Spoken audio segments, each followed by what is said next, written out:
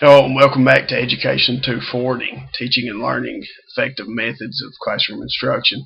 We've talked about teaching, we've talked about learning, we've talked about motivating students in the classroom, and several times we've mentioned one technique that works out very well when trying to motivate students and trying to really reach students and help students in the classroom, and that is survey techniques.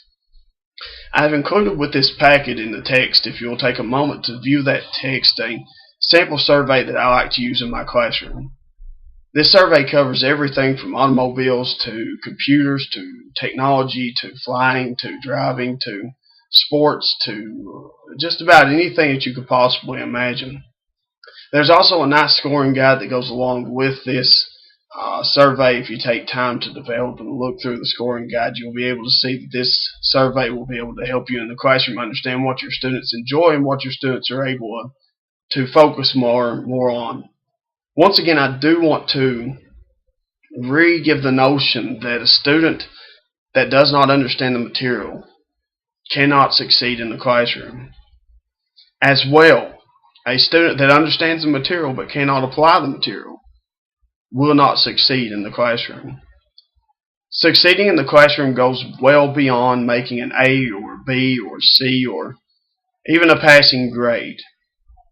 Making the passing grade is only a part of the course, but understanding and applying the material in such a way that they are able to go into the workforce or go into the world and be able to successfully change and alter the way the world is. This is learning in a classroom.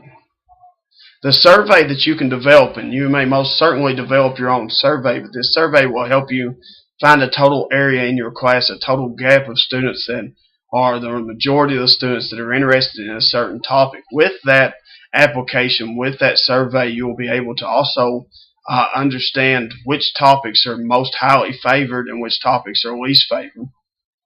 In my most modest recommendation, I highly recommend and suggest that you take a moment to review that survey and implement that survey in all practices that you do. It would be very beneficial for you to run a trial survey on maybe some family members and see if it has any positive or negative effects on them. Once you understand what the students enjoy, once you understand what the students find hobbies in, then you will obviously be able to find it very easy and very simple to be able to apply the material in such a way that they can use the material in their lives.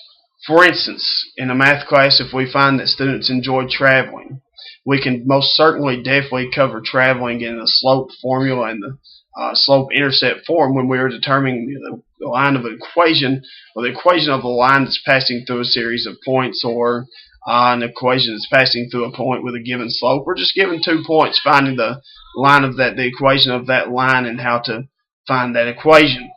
And we would do this simply by saying that we have point A and point B, whereas a certain person was wanting to travel from Michigan down to Florida. What would be the slope rate of their travel?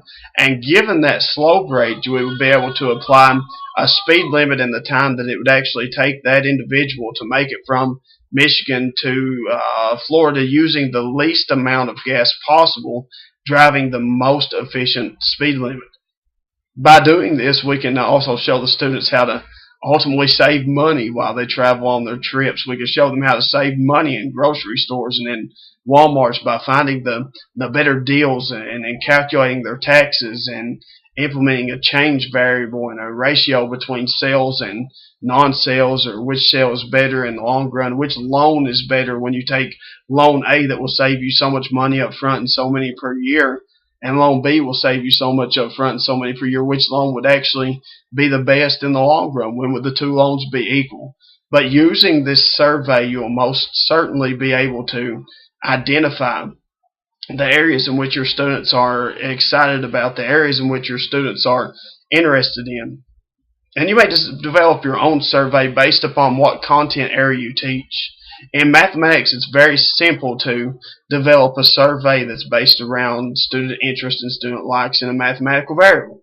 However, if you teach literature, it would be very simple to develop survey along areas in which students would find what books they enjoy reading the most, or what topics they enjoy reading the most, or how to arrange your curriculum in such a way that you cover your setting, your plots, your themes, your notions, and all the things that could happen in role playing, that you could cover them all, but using your own inspiration and your own ways of finding what students have compassion on and what they're really interested in. And when you find that, your students will most certainly succeed better in class. Maybe if you teach a science class, you'll be able to find out what experiments that would be best for the students to learn. Or when you're studying the stem, the plant, the roots of a flower, the biometrics, or the botany classes with the trees, and you'll be able to apply all these. A simple survey with the class will work in any topic, in any classroom, in any content area that you choose to use for that content area. I encourage you to implement a survey, and I encourage you to use a survey.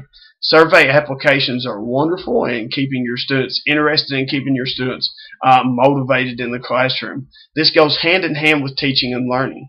There are so many components and so many aspects that come together that must be identified and must work together in a collaborative and cooperative manner in order to reach a common goal and that common success of seeing students obtain success. I encourage you to take a few moments to look through this survey that I've prepared for you, and you do have my email and you do have my contact information. I encourage you to contact me on how you feel, your comments on how you feel about this survey and how you feel that this survey would do in students. Feel free to use this survey at your own regards. I think it's a very beneficial survey to use. It's worked many times in my past.